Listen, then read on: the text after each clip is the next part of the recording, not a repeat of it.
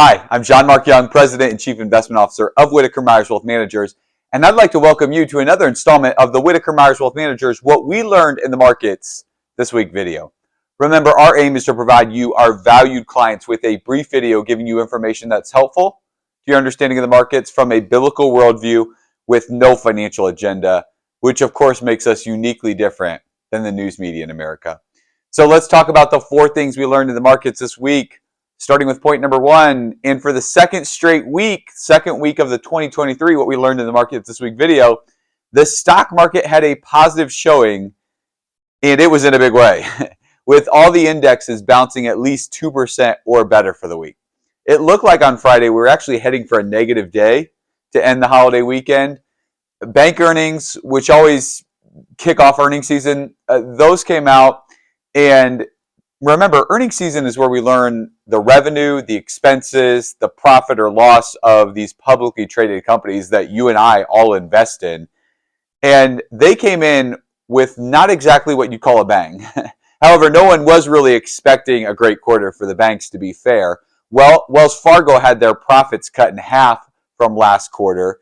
A lot of the expenses related to their malfeasance. JP Morgan Chase had revenues above expectations, but increased their provisions for credit losses because of, in their base case, seeing a recession on the horizon. And Citigroup and Bank of America executives reiterated their anticipation of a 2023 recession. However, on Friday, Delta Airlines, which a shout out is the official airline of the Whitaker-Myers Wealth Managers teams, they posted both revenue and earnings that beat expectations.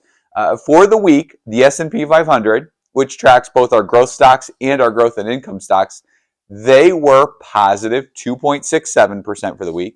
The Russell 2000, which tracks our more aggressive growth category, the smaller companies, that was positive an astounding 5.33% for the week. And the NASDAQ, which exclusively tracks growth stocks in our Dave Ramsey and Ramsey Solutions vernacular, was positive 4.82% for the week. Now, point number 2. Thursday was a big day for the markets and the economy overall because the month-over-month and year-over-year core consumer price index, or CPI, and the headline CPI were both released. Now, both of these numbers came in and were within economists' expectations, showing that CPI is coming down. Now, here are the numbers, but I want you to pay attention to the monthly numbers, not the annual numbers. And why would we say this, or why do I think that's more important?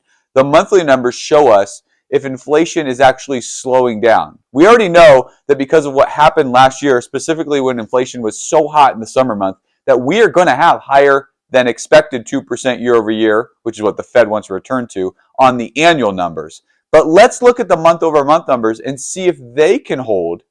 And if they're holding at a low number, that can get us back to eventually the 2% numbers we want to see. Now, the monthly headline inflation number came in at negative 0.1% against an expectation of being flat at 0%. And the reported core inflation came in at positive 0.3%, and the expectation was positive 0.3%. Now, when we look at the pre-pandemic numbers on monthly inflation, we can see from our chart on the screen, edited by our friends at DataTrek and marked up so that we can kind of track this stuff. The monthly headline CPI numbers range from negative 0.1 to positive 0.4, and the core inflation moved in a tighter band from 0.1 to 0.3. That means if we can keep inflation in check going forward, we're on our way back to a normalized inflation target. One thing I'm watching that could put a wrench in this is demand for oil, specifically in China. Now, that they're reopening, that will have an impact on the demand for oil because presumably they've been shut down just like we did during COVID, and that's kept their demand for oil low. Now, it's trading at about $78 a barrel right now, oil is. Last time in 2011 when our economy was slowing and China's economy was being stimulated, we saw the price of oil go from $73 a barrel to $113 in 4 months. That would put some upward pressure on inflation, so certainly something we're watching. Point number 3. Those of you that are regular followers of our videos will remember the phrase, good news is bad news for stocks from 2022. You probably are sick of that. I'm sick of it. That pretty much summed up the theme of 2022 for me because as inflation ran high, labor markets ran hot, with low unemployment and high wage gains, the Fed reacted by increasing rates by 0.75% 4 times last year. Now in 2023, the good news is hopefully going to be good news. And we need inflation to go down to make that true, to allow the Fed to take their foot off the pedal. Well, praise the Lord, because as discussed above, inflation readings are looking good.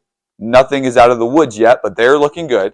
So on Thursday, when the weekly initial claims for unemployment insurance came in, and they came in lower than expected, which is good news, meaning less and less people are needing unemployment from layoffs, the market was able to digest that information and, unlike last year, continue its upward trend, something that is exciting to see. For the week, 205,000 claims were made against an expectation of 215,000 claims, and the prior week's number was 206,000, so we're trending down a little bit there. The trailing one-year number right now, 215,094, which is 5% higher than this week.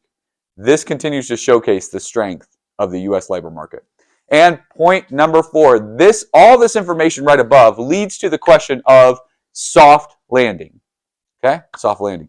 That's what we want to see on those Delta flights, by the way, soft landings. Meaning killing the inflation bug without putting the economy into a recession. Nearly 3/4 of all economists currently believe the U.S. will head into a recession in 2023.